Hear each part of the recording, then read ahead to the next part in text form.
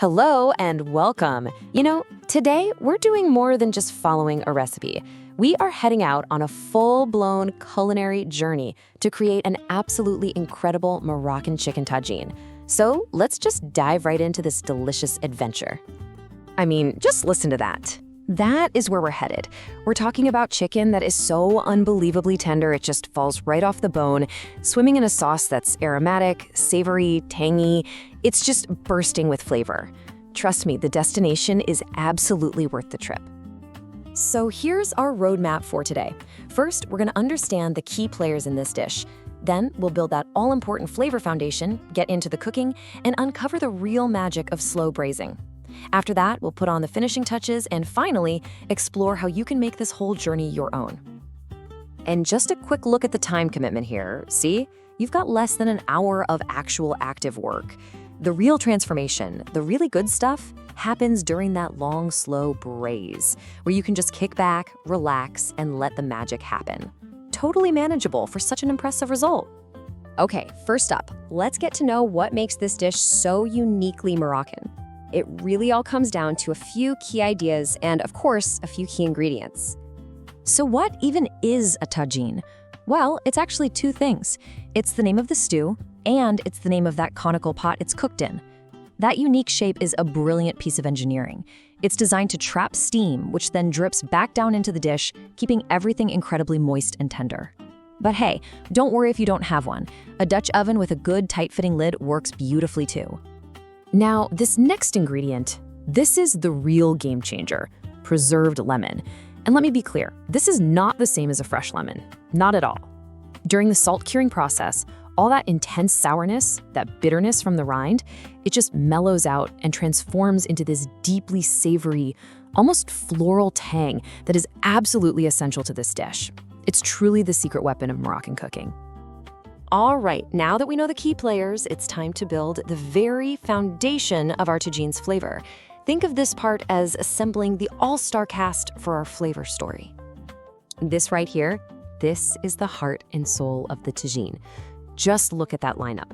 You've got the earthiness of cumin and turmeric, the warmth from the ginger and paprika, and then that unmistakable, luxurious floral note from the saffron.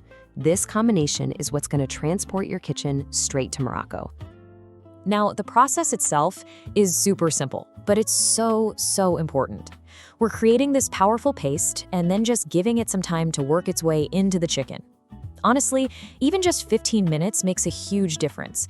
But if you've got a few hours to let it sit in the fridge, the flavor infusion is just incredible.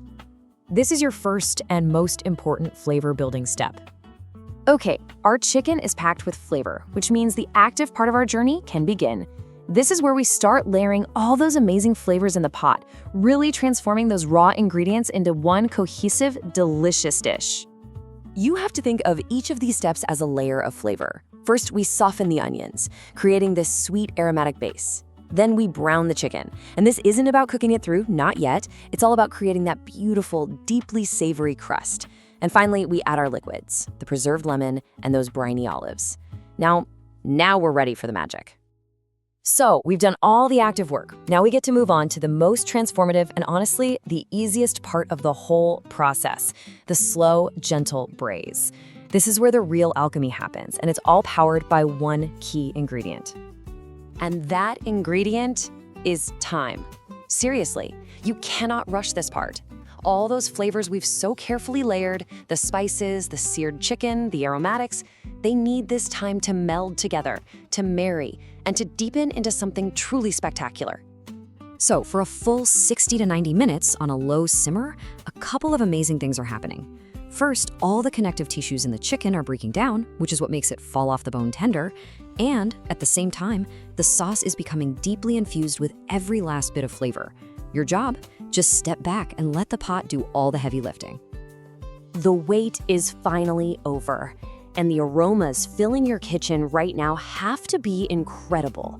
It's time for the grand finale, taking our masterpiece across the finish line and getting it ready for the table. These final touches, these are what make it absolutely perfect. If the sauce is a little thin, no problem. Just simmering it uncovered for a few minutes will concentrate those amazing flavors. A final taste to adjust the seasoning is key. And whatever you do, don't skip the fresh herbs. They add this burst of brightness that just cuts through all that richness. Now all that's left is to serve it up with some fluffy couscous or crusty bread to soak up every last drop. And hey, for those of you who track this kind of thing, here's a quick look at the approximate nutritional breakdown per serving.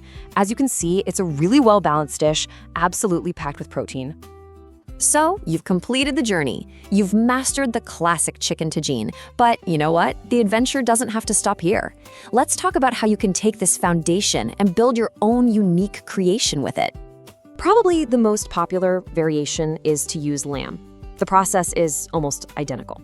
The only real difference is you need to give the lamb a much longer, slower braise, a good 2.5 hours, to get that perfect fork-tender texture.